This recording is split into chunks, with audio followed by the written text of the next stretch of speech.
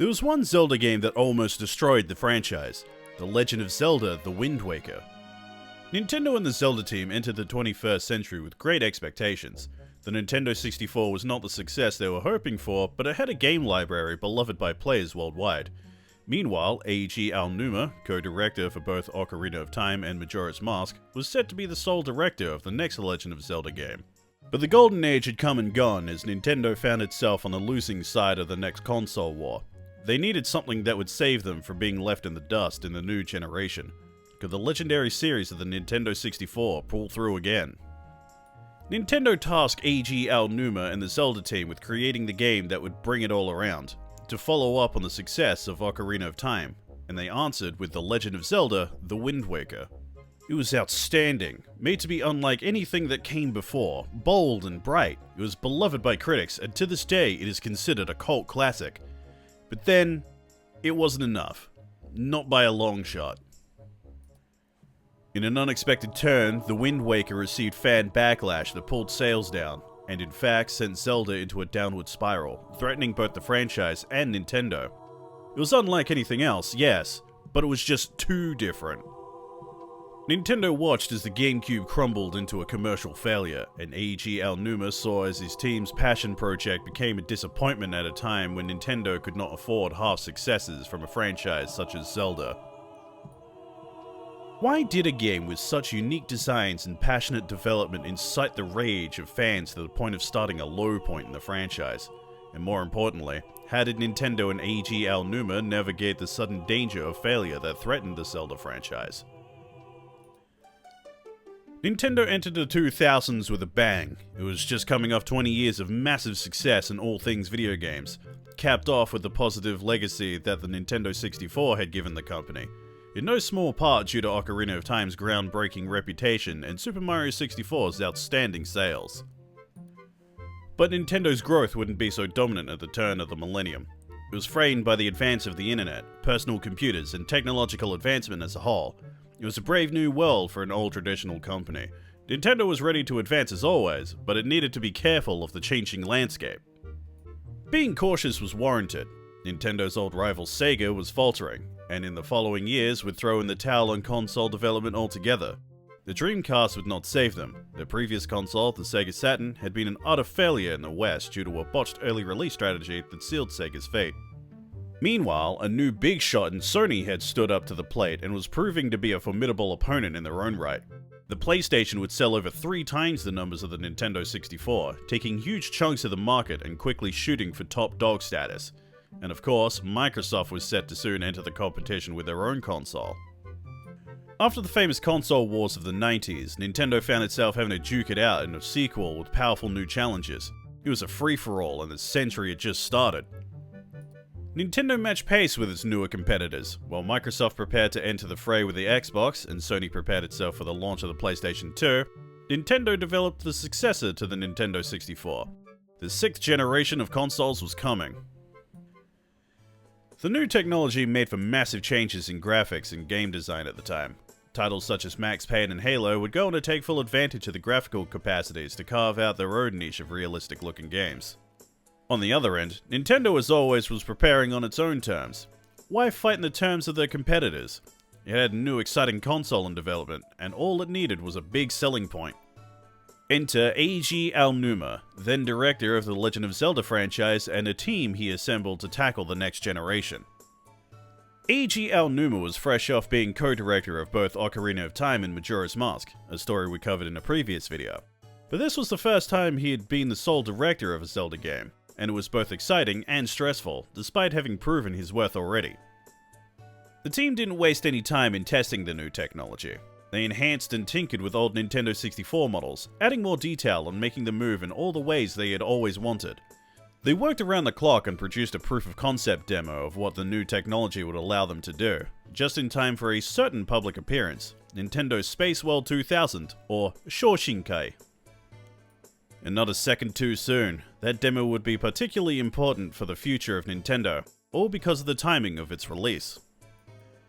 The presentation would happen only a few short months before the official release of the PlayStation 2, but the GameCube wouldn't be ready for release until the following year.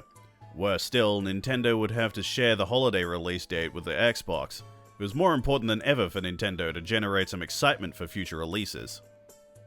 Nintendo showed the tech demo that the Zelda team had put together for Showcase. It was an exciting piece, emphasizing action featuring Link and Ganondorf. Nintendo was hoping to generate hype, while Aonuma had his own thoughts on the matter. When it came to reception at least, Nintendo got its wish. The tech demo was exactly what the audience wanted. The fans loved it all, the action, the classic designs, and were hungry for more. If this was what was coming next, then for everyone present, the future looked bright. And Eiji Aonuma absolutely hated it. Aonuma's biggest passion as a creator had always been to induce surprise and wonder, to make something that people wanted to figure out, and that wasn't it. The tech demo had no surprises, only action and the same characters that looked and acted the same. It wasn't the Zelda I wanted to make. That video clip didn't actually contain any big surprises, there wasn't any kind of revelation going on. It was more like a continuation of the previous version. I wasn't interested in it at all. And he was not alone in that feeling either. Many of the members of the Zelda team were wondering about the designs and didn't seem fulfilled by the tech demo or the results the realistic designs brought, not being captivated by the way that they looked or moved. It was good for the previous project, but not for something new. Nintendo took pride in their creativity and vision, and Eiji Aonuma had enough wiggle room to push into a new direction. But what direction even was that? The team wanted to make use of more and better ideas to make characters that would look good moving in all sorts of different ways. But since the beginning of this new game's development, the characters had all been moving towards the way the games looked in the Nintendo 64 games. How would they break the mold and innovate after 15 years? Development stalled as neither Aonuma nor any other team member could figure out how to take the next step forward. Precious time was slipping through the fingers as the PlayStation 2 was released the same year with unimaginable success. Nintendo would release the GameCube in 1 year, and Aonuma had to have something to show for it.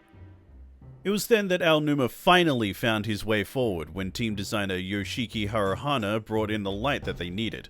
A drawing of a cartoonish, expressive version of Link. It did not have the detailed design or realistic proportion, but it oozed personality.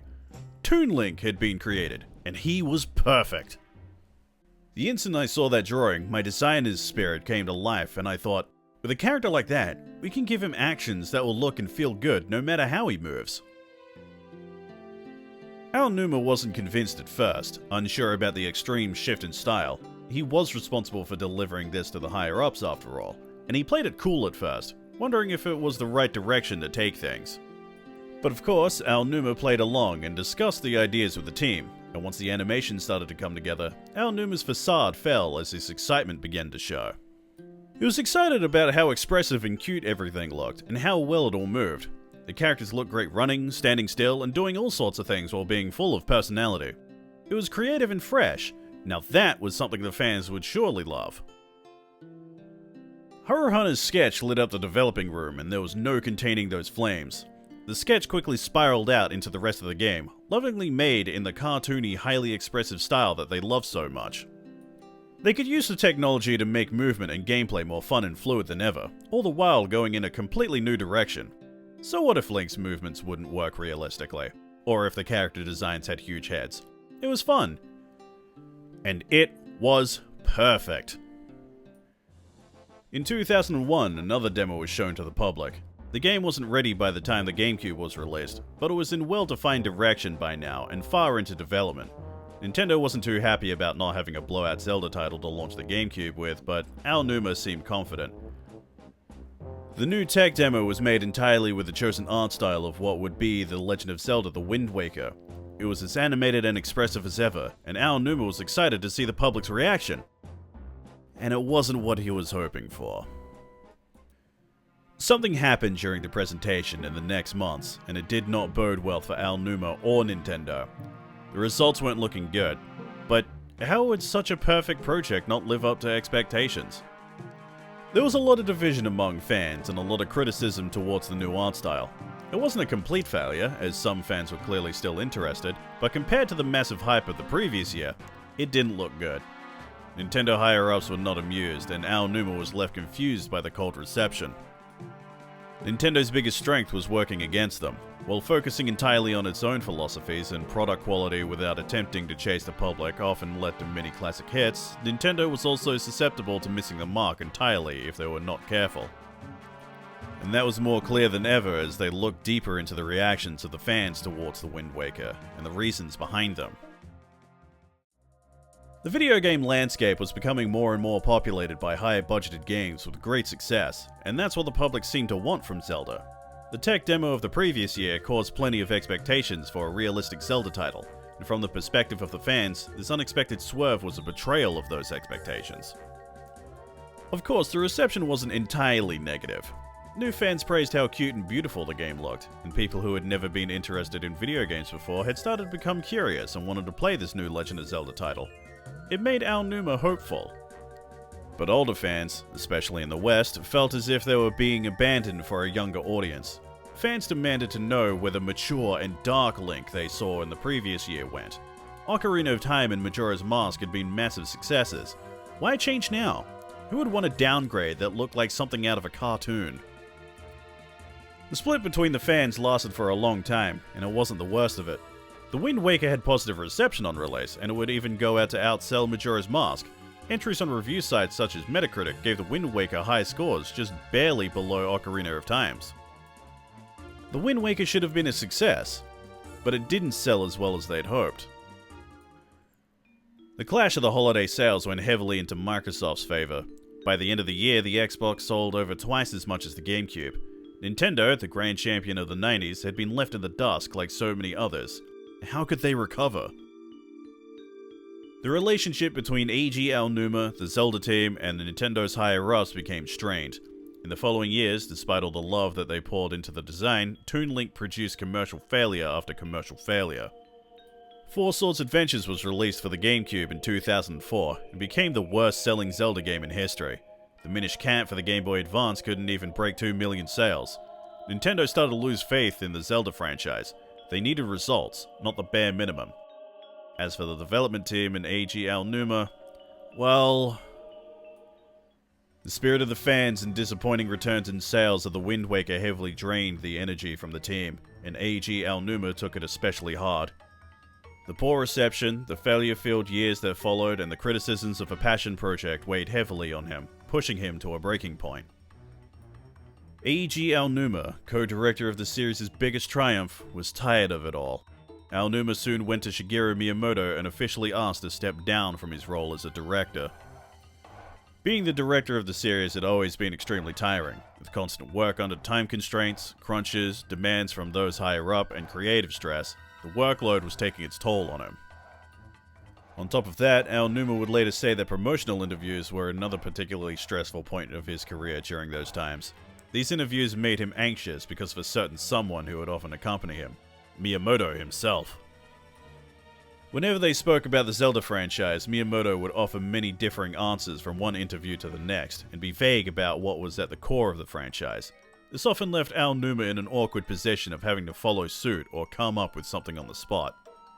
And whenever Aonuma spoke, Miyamoto had no problem interrupting his answers, either disagreeing or shooting down what Aonuma was saying. Miyamoto also wasn't shy about pointing out Aonuma's mistakes during interviews, embarrassing him publicly. Despite all that, Aonuma and Miyamoto continued to have a good relationship, and Aonuma said he couldn't stay upset at Miyamoto for too long.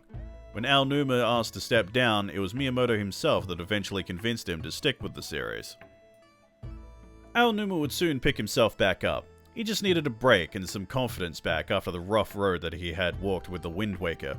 It was a setback, yes, but the millennium had just started, and he decided to learn from what happened. But they needed a real winner next time. The GameCube's sales figures didn't inspire confidence, and Nintendo as a whole was left well behind in the console race. The market was slipping away, so the next attempt could very well be their last. The next Zelda game would determine the franchise's future. Now more than ever, The Legend of Zelda needed a hero. The trials and tribulations of the Legend of Zelda franchise are right at home with the story of Nintendo's many trials and errors throughout its long history. This isn't the first video we have written on Eiji Aonuma and the Legend of Zelda series under his direction, so make sure to check our other video on Aonuma's humble beginnings at Nintendo and the development of Ocarina of Time and Majora's Mask.